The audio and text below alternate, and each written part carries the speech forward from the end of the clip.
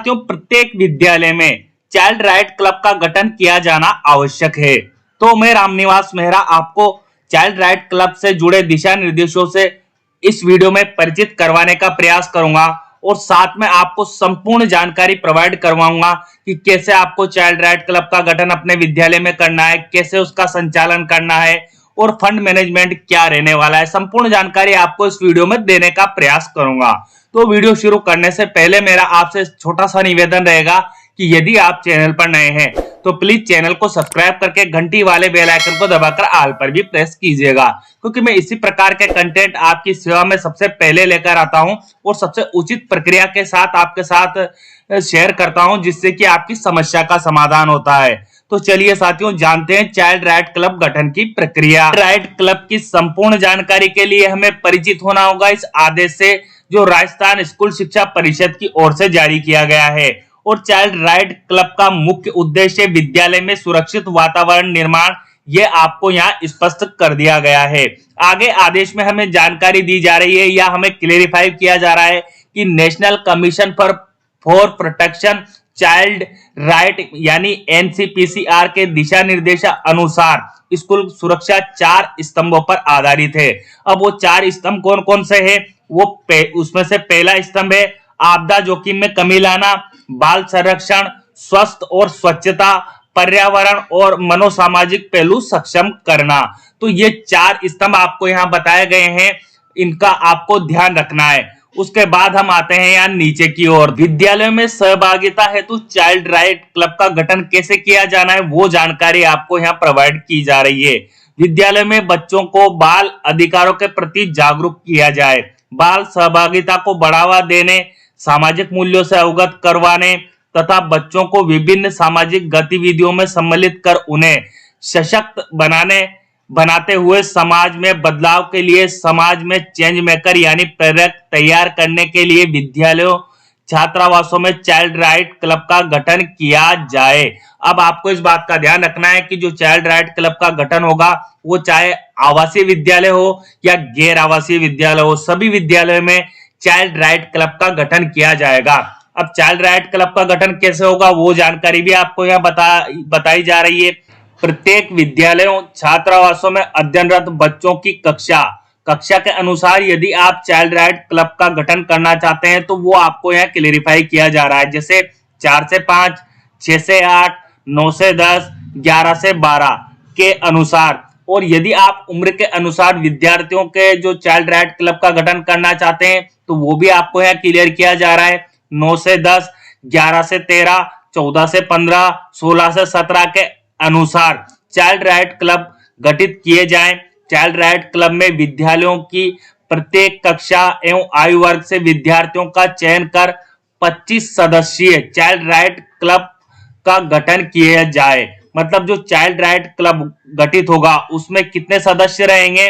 25 सदस्य रहेंगे और प्रत्येक आयु वर्ग के विद्यार्थी उसमें रहेंगे या प्रत्येक कक्षा के विद्यार्थी आप उसमें रख सकते हैं।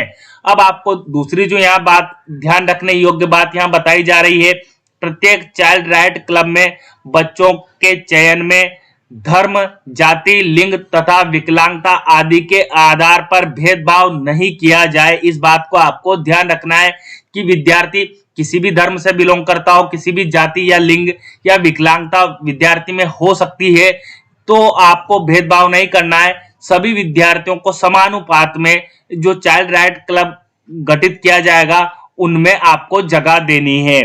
दूसरी जो आपको मुख्य रूप से बात आपको यहाँ ध्यान रखनी है वो यह है, इन क्लब में सम्मिलित होने वाले बच्चों का कार्यकाल अधिकतम 3 वर्ष का रहेगा। यदि आपने एक बार चाइल्ड राइट क्लब गठित कर दिया है तो आप बीच में तो विद्यार्थियों को उसमें से चेंज कर सकते हैं या उसमें जो भी सदस्य है उनको चेंज कर सकते हैं, पर मैक्सिमम जो समय रहेगा वो 3 वर्ष का रहेगा। इस बात को आपको ध्यान रखना है। अब बात कर लेते हैं हम विद्यालय में जो इससे संबंधित बजट या फंड हमें दिया जाएगा उसकी। तो विद्यालय स्तर पर गतिविधि संचालन हेतु बजट तालिका 1, चाइल्ड राइट क्लब प्रत्येक विद्यालय के लिए आपको कितने रुपए दिए जा रहे हैं इस तालिका 1 के अनुसार आपको बताया जा रहा है कि यूनिट ऑफ कॉस्ट कितनी रहेगी पर स्कूल 1500 रुपए आपको अलॉट किए जाएंगे। अब आपको खर्च कैसे करना है वो जानकारी भी आपको यहाँ बताई गई है कि 500 रुपए पर school child right club board वो वाल आपको पेंटिंग करवानी, या तो बोर्ड बनवाना है स्कूल में या वाल पेंटिंग करवाकर उस पर बोर्ड बनवाना है, उसके लिए 500 रुपए आपको खर्च करने वो आपको यहाँ बताए जा रहे हैं। अब 1500 में से 500 रुपए खर्चा तो आपको यहाँ क्लियर कर दिया गया है। 1000 रुपए आपको कहाँ खर्च करना है वो भी आपको यहाँ क्लियर किया गया है। For child right club meeting documentation और अदर आपका जो खर्च रहेगा उसके ऊपर आपको 1000 रुपए खर्च करने हैं। आप मीटिंग विद्यार्थियों की करेंगे या जो आपका जो चाइल्ड राइट समूह जो आपने बनाया है, समिति गठित की है, उसकी जो मीटिंग होगी उसमें डॉक्यूमेंटेशन होगा या और आपको सहायक सामग्री की आवश्यकता होगी, उसके लिए आपको 1000 रुपए खर्च करने हैं। हिंसा मुक्त विद्यालय बनाने में चाइल्ड राइट क्लब अपनी महत्वपूर्ण भूमिका निभा सकता है। तो हमें चाइल्ड राइट क्लब का गठन तो करना ही है, उसमें एक मेंटर शिक्षक भी नियुक्त करना है जिसको बाल संरक्षण अधिकारी हमें नाम देना है। तो बाल संरक्षण अधिकारी की नियुक्ति कौन करेगा, बाल संरक्षण अधिकारी में क्या क्या गुण होने चाहिए, वो संपूर्ण जानकारी आपको यहाँ आदेश में आगे बताई जा रही है। तो आप वीडियो को बिना स्किप किए देखते रहिएगा। यहाँ आपको बताया जा रहा है प्रधानाचार्य प्रधानाध्यापकों द्वारा विद्यालय में कार्यरत शिक्षकों में से अनुभवी तथा योग्य शिक्षक को बाल संरक्षण अधिकारी के रूप में नामांकित करना है। चयन के समय यह देखना आवश्यक होगा कि उनका व्यवहार बच्चों के प्रति अच्छा एवं मित्रवत हो। यह जिम्मेदारी बच्चों के मेंटर शिक्षक को अथवा शारीरिक शिक्षक जो कि बच्चों से लगातार संपर्क में रहते हैं तथा बच्चे उन्हें अपनी समस्या बताने में संकोच ना करते हैं को दी जा सकती है। मतलब आपको मेंटर टीचर किसको नियुक्त करना है अब यहाँ से क्लियर हो चुका है। अब मेंटर टीचर के जो है या बाल संरक्षण अधिकारी के क्या क्या कार्य रहने वाले हैं वो भी आपको यहाँ बताए जा रहे हैं, जिनको आप निम्नलिखित कार्यों में अपना सहयोग प्रदान करना होगा। जो मेंटर टीचर रहेगा या बाल संरक्षण अधिकारी रहेगा उनको कौन कौन से कार्यों में संस्था प्रदान का सहयोग करना है वो यहाँ आपको नोट कर लेने हैं या फिर इस वीडियो का आपको स्क्रीनशॉट ले लेना है यदि आपको बाल संरक्षण अधिकारी बनाया जाता है। तो पहला कार्य आपका रहेगा चाइल्ड राइट क्लब का संकलन, बैठकों एवं पर्यवेक्षण आदि का कार्य आपको करना होगा। दूसरा आपका कार्य रहेगा विद्यालय में बाल दुर्व्यवहार की सूचना एकत्रित करना तथा समाधान में संस्था प्रदान की सहायता करना। तीसरे कार्य की हम बात करें तो बाल दुर्व्यवहार की प्रक्रिया के तहत गोपनीयता बनाए रखते हुए रिपोर्ट करना यह आपका कार्य रहेगा। विद्यार्थियों को साप्ताहिक रूप से या मासिक रूप से बाल संरक्षण से संबंधित जानकारी देना एवं दुर्व्यवहार की रिपोर्ट प्रक्रिया के बारे में बताना, यह भी जो बाल संरक्षण अधिकारी हमारे रहेंगे उनका कार्य रहेगा। उसके आगे अगले कार्यों की हम बात करें तो विद्यालय कर्मचारियों के लिए बाल संरक्षण से संबंधित प्रशिक्षण एवं कार्यशाला आदि का आयोजन करना अथवा भाग लेने हेतु अनुशंसा करना, ये भी बाल संरक्षण अधिकारी के कर्तव्यों में से एक रहेगा। विद्यालय में बच्चों के साथ संवाद में बीट कांस्टेबल जनप्रतिनिधियों को सम्मिलित करने हेतु प्रयास करना, ये भी जो बाल संरक्षण अधिकारी है उनके कार्य रहेंगे। अब बात करते हैं हम आगे। यहाँ चाइल्ड राइट क्लब के संचालन की प्रक्रिया आपको बताई जा रही है कि आप चाइल्ड राइट क्लब का गठन कर लेंगे, आप बाल संरक्षण अधिकारी भी नियुक्त कर लेंगे, तो आपको चाइल्ड राइट क्लब जो आप बनाएंगे उसका संचालन कैसे करना है वो संपूर्ण जानकारी आपको यहाँ दी जा रही है।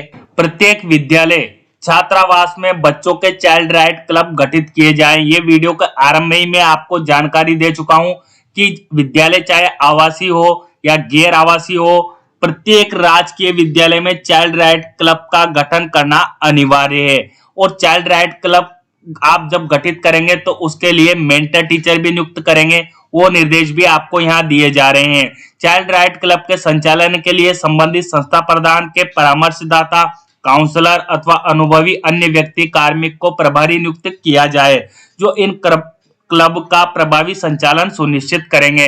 अब जो आप बाल संरक्षण अधिकारी नियुक्त करेंगे उनके क्या क्या गुण होने चाहिए, क्या क्या उनमें क्वालिटीज होनी चाहिए, वो सारा आदेश में आपको ऊपर क्लियर कर दिया गया है कि आपको बाल संरक्षण अधिकारी नियुक्त करना है चाइल्ड राइट क्लब बनाते समय। आगे हमें आदेश में यहाँ निर्देशित किया जा रहा है चाइल्ड राइट क्लब के संचालन में बाल संरक्षण के क्षेत्र में कार्य करने वाले अनुभवी स्वयंसेवी संस्थाओं को भी जोड़ा जाए।